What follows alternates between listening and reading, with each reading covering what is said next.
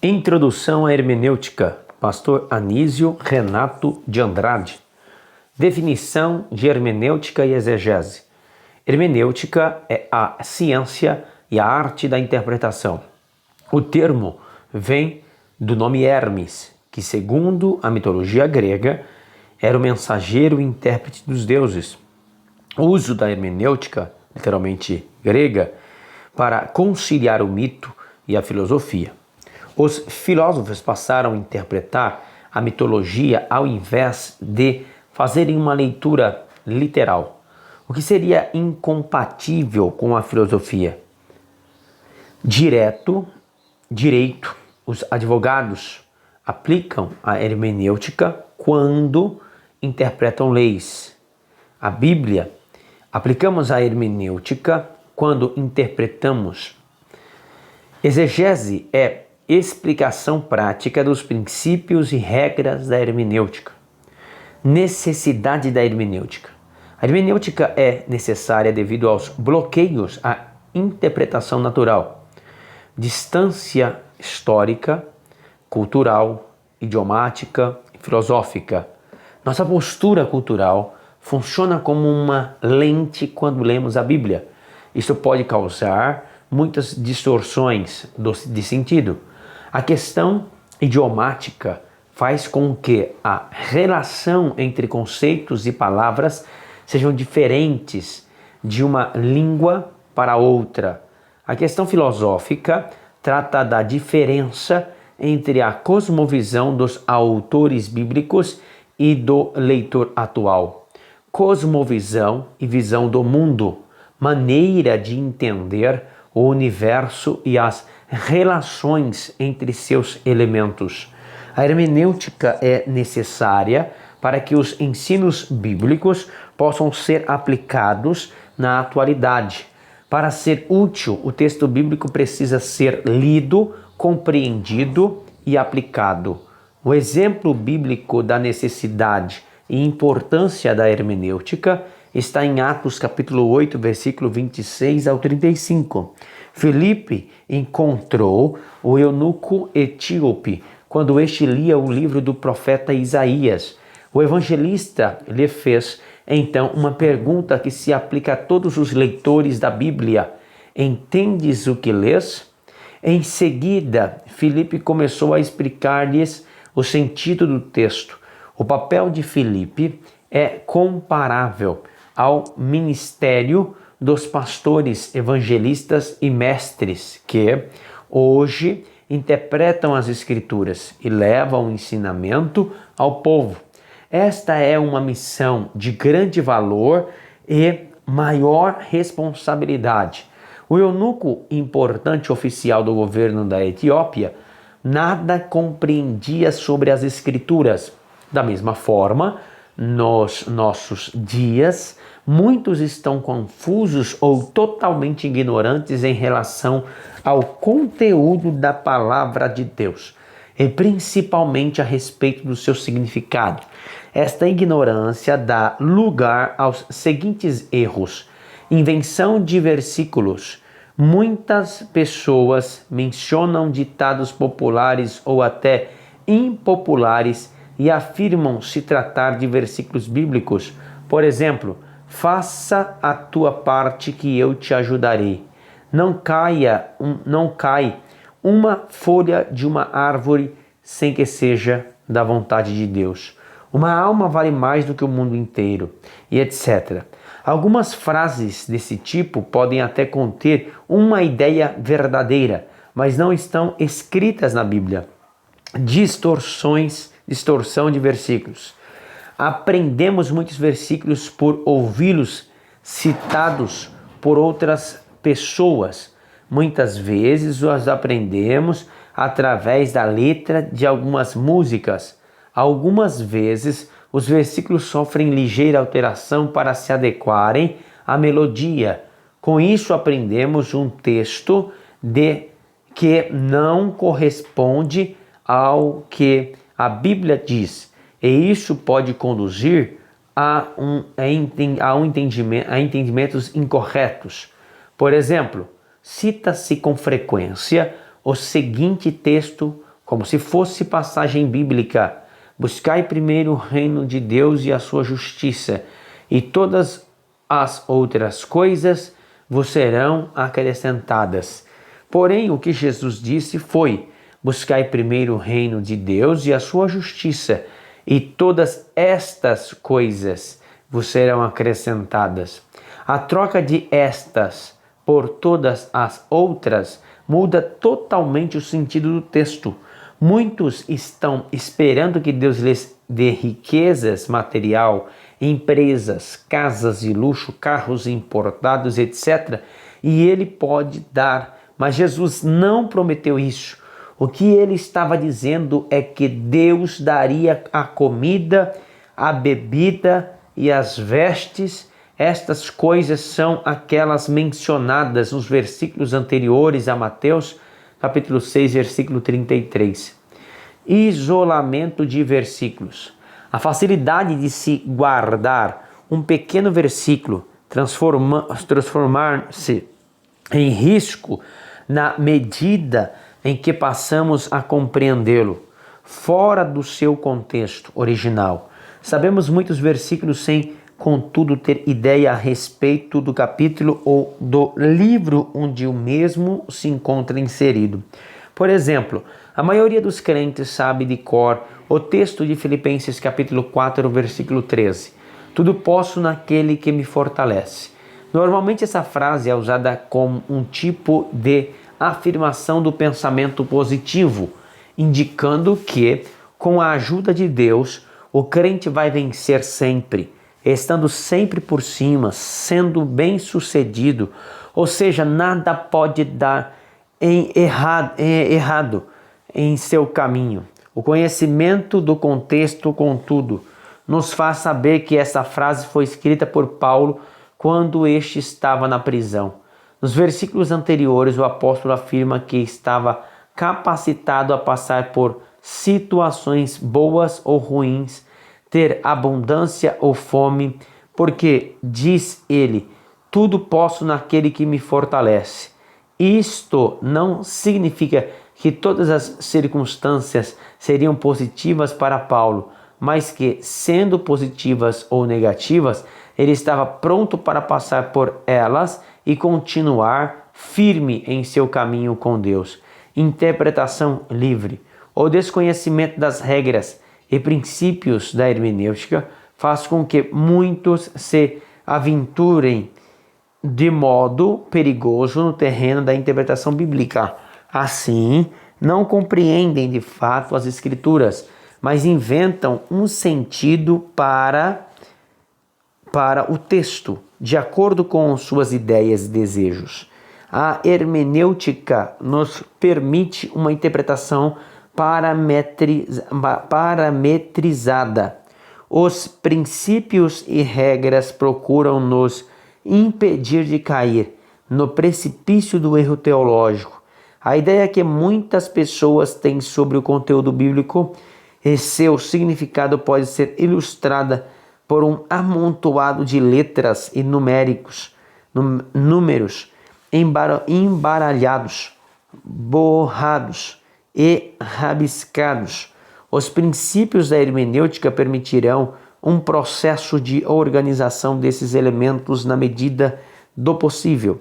Vamos colocar a lei de Moisés no seu lugar, a graça em outro, o amor como princípio maior, Israel e igreja, passando, presente, futuro, Velho Testamento, Novo Testamento, letra, espírito, etc.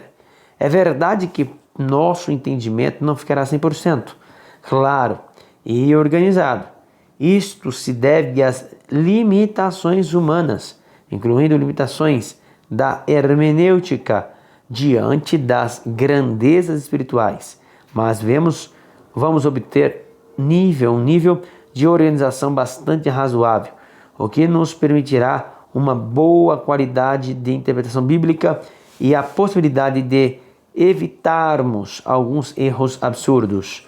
Os riscos das interpretações equivocadas. A falsa compreensão das Escrituras pode parecer algo inofensivo, mas sua grande ameaça é a produção de heresias que são falsas doutrinas baseadas no erro de interpretação. Assim, muitos líderes exigem o absurdo e proíbem o que seria direito legítimo dos fiéis. Fazendo isso em nome de Deus, prejudicam gravemente aqueles que deveriam estar sendo conduzidos de modo sensato. Quando líderes estão levando as pessoas a ofertarem tudo no altar sobre o argumento de que elas serão abençoadas com riqueza material, quantos são proibidos de usarem roupas de determinada cor, proibidos de se casarem, proibidos de comerem este ou aquele alimento? 1 Timóteo capítulo 4, versículos de número 1 a 3. É verdade que as heresias não se limitam aos erros de interpretação bíblica, mas têm neles sua base principal. Tais equívocos de compreensão bíblica produzem ideias erradas sobre Deus e expectativas infundadas em relação ao cristianismo que vão gerar frustração, revolta e apostasia. O pior efeito desse processo é de perdição eterna.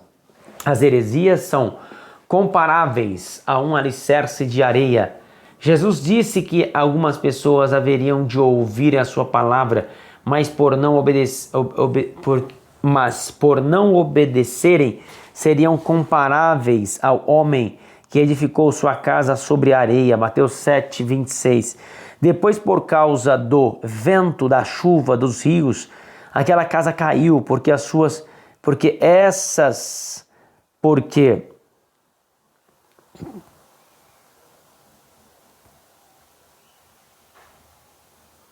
da chuva e dos rios daquela casa caiu, porque essas pessoas não obedeceram a palavra.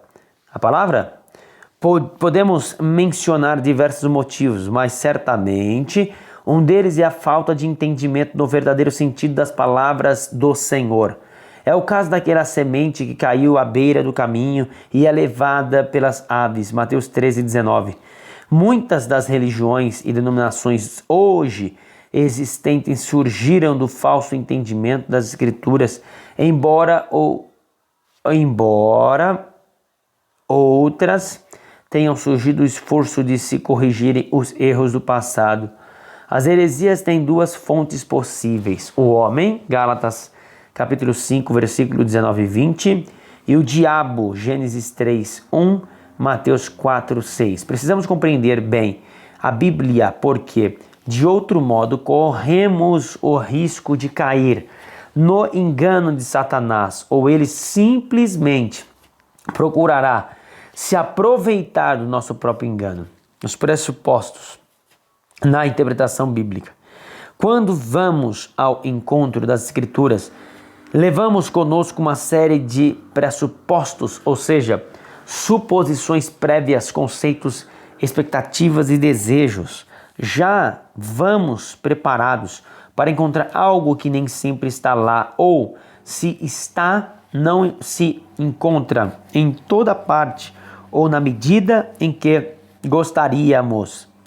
Os pressupostos podem ser bons ou maus, importantes e perigosos.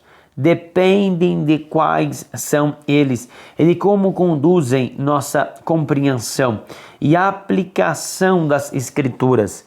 Exemplificando de modo prático, o policial que vai ao encontro do suspeito pressupõe que o mesmo se encontra armado. Tal pressuposto pode salvar a vida do policial, mas pode também levar à morte do suspeito. Depois do desfecho da situação, se constatará se o indivíduo possui ou não uma arma. Será tarde demais para corrigir um erro cometido por causa de um pressuposto equivocado. Os pressupostos são muito variados. Por exemplo, se uma turma de amigos vai viajar, a expectativa de cada um pode ser bastante diferente dos demais, dependendo dos desejos e interesses particulares. Quem supervaloriza um tema em detrimento de outros tende a ver aquilo por toda parte. Por exemplo, algumas pessoas têm preferência e grande interesse pela escatologia. Terão possivelmente a tendência de fazer uma leitura escatológica de uma grande porção das Escrituras ou até de sua totalidade. Isso pode produzir erros quando a ideia escatológica não existe de fato no texto. Quem tem preferência pelas questões relacionadas à cura poderá se sentir propenso a relacionar tudo com esse assunto. Outros assuntos que formam pressupostos atualmente são prosperidade, batalha espiritual, demônios, bênção e maldição, dízimos e ofertas, boas obras e etc. Um exemplo digno de nota é o caso do escritor que afirmou que Jó perdeu tudo o que tinha porque não era dizimista. Sua preferência pelo tema produziu uma conclusão infundada. O mesmo autor afirma que o dono dos porcos que foram destruídos pelos demônios sofreu aquele prejuízo porque não era dizimista. Há também quem use o versículo de 1 Coríntios 9:7. Deus ama quem dá com alegria, para referir-se aos dízimos. Outro versículo usado com esse propósito é Lucas capítulo 6, versículo 38. Contudo, ambos os versos não se referem aos dízimos, mas à ajuda ao próximo. Podemos extrair princípios que se aplicam a várias situações, mas não podemos afirmar que o escritor bíblico estivesse se referindo ao assunto que gostaríamos. A linha denominacional do leitor determina muitos dos seus pressupostos. Assim, o pentecostal pode ter a tendência de ver tudo sob o prisma do poder, dos dons e do Espírito Santo. O tradicional deixará de ver muitos desses aspectos. As ênfases denominacionais podem criar uma espécie de filtro ou lente que poderá nos ajudar em determinadas passagens bíblicas e provocará interpretações erradas em outras. No sentido mais pejorativo, os pressupostos podem ser comparados a trilhos, formas e viseiras. O que fazer? Precisamos identificar os nossos pressupostos, preconceitos, expectativas e julgar tudo isso sob a luz dos princípios hermenêuticos que, por sua natureza didática e impessoal, pode nos conduzir a uma leitura bíblica mais consciente e fiel ao conteúdo textual. A religião do leitor ou sua linha teológica também produzirão muitos pressupostos. Nós, cristãos, fazemos uma leitura cristã do Velho Testamento. Embora Jesus não seja ali mencionado literalmente, evidentemente temos razões suficientes do Novo Testamento para fazermos tal leitura do Velho. Os judeus, em geral, por não aceitarem o Novo Testamento, também não admitem uma leitura cristã do Antigo. Outro exemplo é o caso dos teólogos da libertação, julgando que a salvação seja um processo de libertação social e econômica. Esses estudiosos leem a Bíblia com uma visão diferente daquele que entendem a salvação como um livramento, sobretudo espiritual e eterno. Católicos, espíritas e protestantes fazem leituras bíblicas diferentes. A ideia que temos sobre Deus também interfere nessa leitura. Nossa cosmovisão teológica, teologia, soteriologia e etc. acaba formando um arcabouço teórico do qual procuramos encaixar o que lemos na Bíblia. Já nos aproximamos das Escrituras com muitos preconceitos formados, quando deveríamos tomá-la desarmados. Por exemplo, o texto de João 3,3 sobre o novo nascimento é entendido pelos espíritas como uma referência que justifica a reencarnação. Parece que Nicodemos também teve um entendimento semelhante, mas foi imediatamente corrigido por Jesus, que lhe mostrou tratar-se de um nascimento espiritual. Alguém disse o seguinte: o sapo acha que o mundo é um brejo. Por outro lado, quem sempre viveu na terra seca pode duvidar que exista o mar.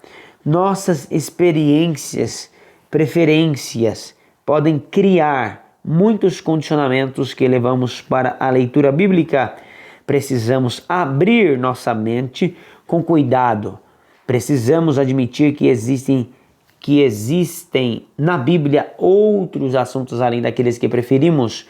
Precisamos deixar que os autores bíblicos falem ao invés de colocarmos as suas palavras, o significado que elas gostariam de encontrar nelas.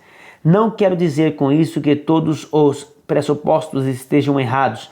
Existem conceitos corretos e necessários que nos auxiliam na compreensão da Bíblia. Questões como inerrância, inspiração, literalidade, veracidade, historicidade das Escrituras, existência de Deus, divindade de Cristo, trindade, igreja, compreensão dos conceitos de lei e graça e suas relações.